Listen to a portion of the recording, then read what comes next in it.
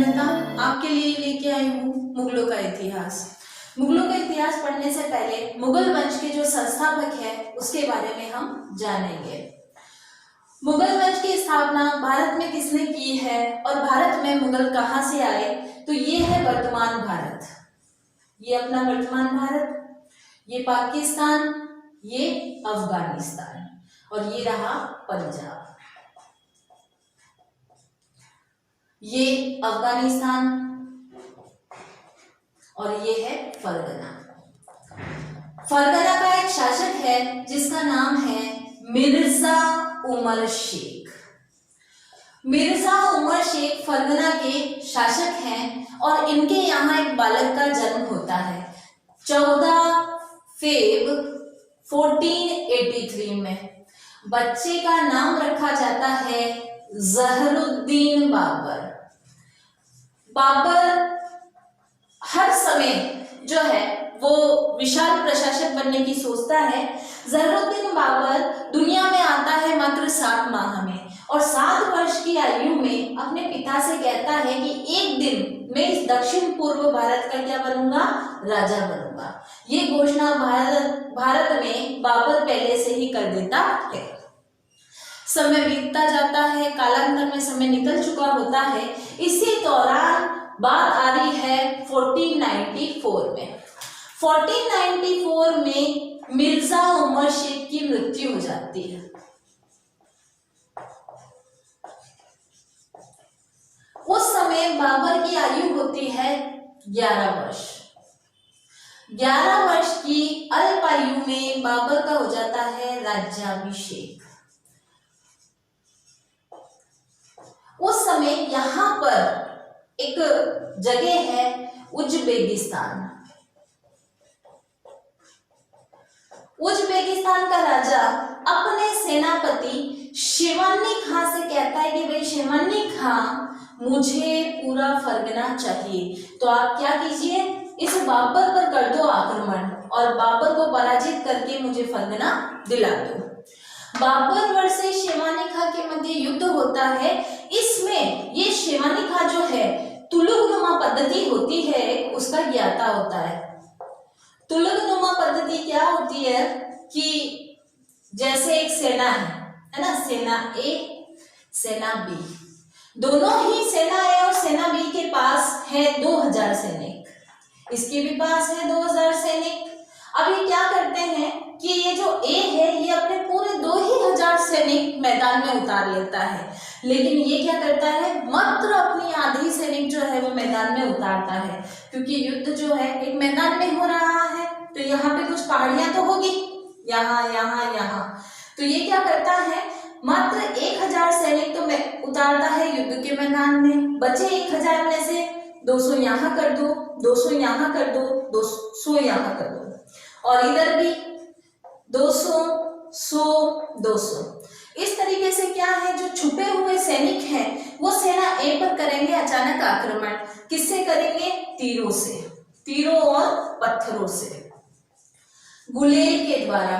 अब उस जमाने में पत्थरों को फेंकने का जो यंत्र है उसे कहते थे गरम्मत।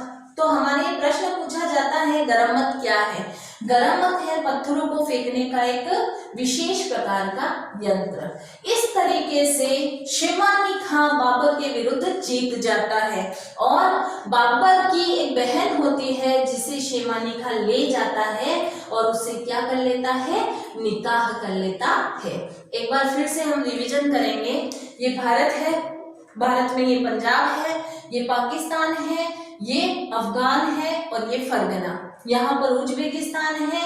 फरगना का शासक है मिर्जा उमर शेख। मिर्जा उमर शेख के यहाँ एक पुत्र का जन्म होता है 14 फेब 1483 में। नाम रखते हैं जहरुद्दीन बाबर। बाबर जन्म के 7वें वर्ष ही बता देता है कि वो भारत का राजा बनेगा। उमर शेख भी कहता है ठीक है, अभी तो तुम छोटे हो। कालांतर में 1494 में मिर्जा उमर शेख की मृत्यु हो जाती है। उसी के साथ बाबर 11वें वर्ष में राज्याभिषेक हो जाता है बाबर का और बाबर बैठ जाता है गद्दी पर। बाबर के गद्दी पर बैठते ही, चूंकि ये छोटे छोटा सा बालक है, उस रेगिस्तान का राजा अपने सेनापति से कहता है कि तुम बाबर पर आक्रमण करो और मुझे फरगना दिला दो। शेरवानी खां बाबर पर आक्रमण करता है। शेरवानी खां को आती है तुलुकनुमा पद्धति। ये तुलुकनुमा पद्धति उज़्बेकिस्तान में आई थी ईरान से। हमारे क्वेश्चन आता है मूल रूप से तुलुकनुमा पद्धति कहाँ से आई? ईरान से। ईरान से कहाँ गई? उज़्बेकिस्तान में। उज़्बेकिस्तान से कहाँ आई? भारत में। तुलुकनुमा पद्धति के द्वारा शेरवानी खां बाबर को पराजित कर देता है और क्या करता है, भारत की गद्दी पर आने के लिए जो है वो बाबर को मजबूर करता है। बाबर की बहन को शेरवानी खां लेता जाता है। पिता की मृत्यु पहले ही हो चुकी है। बाबर को ऐसा लगता है कि भाई मेरा भाग्य जो है ना वो कैसा है, दोषपूर्ण है, मतलब मेरा भाग्य अच्छा नहीं है। पर ठीक है, समय बीतता जाता है, बाबर इस बात को भूल जाता है। समय आता है 1497 का। बाबर करता है अपना पहला निकाह। पहला निकाह इसका कब होता है? 1497 में। इससे उसे एक भी संतान नहीं होती है। बाबर बड़ा चिंतित है। समय चल रहा है 1507। 1507 में बाबर अपना दूसरा और तीसरा निकाह भी कर लेता है, लेकिन फिर भी उसे संतान की प्राप्ति नहीं होती। बाबर बड़ा निराश है। उस समय ज्योतिष के पास जाता है और ज्योतिष से कहता है कि भाई ऐसा क्या है कि मेरा भाग्य जो है वो मेरा साथ नहीं दे रहा। तो ज्योतिष कहता है कि जो भी समस्या है ये तेरी मिर्जा की उपाधि में है। यदि तो अपनी इस मिर्जा की उपाधि का कर दे त्याग और नवीन उपाधि धारण करे तो ही क्या हो सकता है, तेरा भाग्य चमक सकता है। बाबर एक नवीन उपाधि लेता है जिसका नाम होता है बादशाह। ये बादशाह जो है तुर्की भाषा का हिंदी रूपांतरण है। तुर्की भाषा में बादशाह को पातशाह के नाम से जाना जाता है, जिसका हिंदी रूपांतरण बादशाह है। बाबर बादशाह की उपाधि के साथ वापस बैठ जाता है फरगना की गद्दी पर और उसे 8 से 90 माह जो है एक संतान की प्राप्ति होती है और उस संतान का नाम रखा जाता है हुमायूं। हुमायूं शब्द भी तुर्की भाषा का शब्द है। तुर्की भाषा में हुमायूं को कहते हैं भाग्यशाली, यानी बाबर के लिए ये बालक जो है वो भाग्यशाली सिद्ध होता है। हुमायूं ऐसा बनता है जो स्वयं को छोड़ के सबके लिए भाग्यशाली सिद्ध हुआ है। हुमायूं है, उसका जन्म हो चुका है। बाबर जो है वो आराम से फरगना में क्या कर रहा है, शासन कर रहा है। इसी दौरान फरगना में ये भारत में यहाँ पंजाब में सिंधु क्षेत्र के किनारे, ये सिंधु क्षेत्र है, इस सिंधु क्षेत्र के किनारे एक लुटेरी जाति रहती थी जिसका नाम था यूसुफजाई। यूसुफजाई एक लुटेरी जाति है, पंजाब की तरफ रहती है और ये क्या करते हैं यूसुफजाई, यहाँ फरगना में आतंक फैलाते हैं। यानी फरगना की तरफ जाते हैं, यहाँ पर लूटपाट करते हैं और वापस कहाँ आ जाते हैं, सिंधु क्षेत्र में आ जाते हैं। सभी लोग बाबर से गुहार करते कि भाई बाबर तेरे होते हुए जो है हमें इतनी परेशानी का सामना करना पड़ रहा है। बाबर ने पता लगाया कि ये यूसुफजाई आते कहाँ से हैं, तो उसे पता चला कि ये सिंधु क्षेत्र और पंजाब की तरफ से आते हैं। बाबर ने सोचा इन्हें रास्ते में ही रोक लिया जाए। यहाँ पर पंजाब में 2 स्थान हैं, एक का नाम है बाजोर।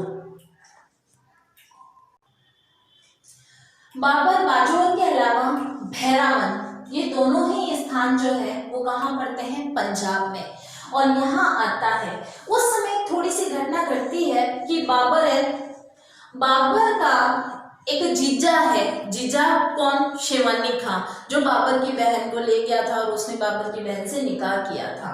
हुआ क्या कि शेरवानी खां का विवाद हो गया था उज़्बेकिस्तान के राजा के साथ और शेरवानी खां आया किसके पास, बाबर के पास, और बोला भाई बाबर अब मैं तेरी शरण में आ गया हूँ, मुझे क्या कर अपनी सेना में स्थान दे दे। बाबर ने कहा भाई आजा, तूने ही मुझे युद्ध में पराजित किया है तो मैं तुझे जो है अपनी सेना में शामिल करता हूँ और तेरी अपनी सेना का तुझे क्या बना देता हूँ, सेनापति बना देता हूँ। लेकिन तुझे मुझे क्या सिखानी पड़ेगी, तुलुकनुमा पद्धति सिखानी पड़ेगी और जो गोला और बारूद तुझे बनाना आता है वो भी मुझे सिखाना पड़ेगा।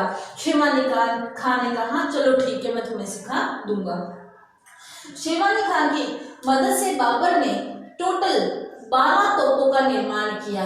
12 तोपों में से बाबर इस भेरावन नामक स्थान पर तोपें लेके आया और भेरावन का बाबर ने डाल दिया डेरा। किसके विरुद्ध? यूसुफजैयों के विरुद्ध डेरा डाल दिया। यूसुफजई आते हैं, बाबर इनको पराजित करता है और बाबर इन यूसुफजइयों को क्या करता है? लूट लेता है, लूटता है। नतीजा यूसुफजई भाग जाते हैं। बाबर जब यूसुफजइयों को पराजित करता है और भेरावन का डेरा डालता है, उस समय प्रथम बार बाबर को पता चलता है कि मैं जहाँ खड़ा हूँ ये वही जगह है जिसकी मैंने क्या की थी? भविष्यवाणी की थी, जिसकी मैंने भविष्यवाणी की थी।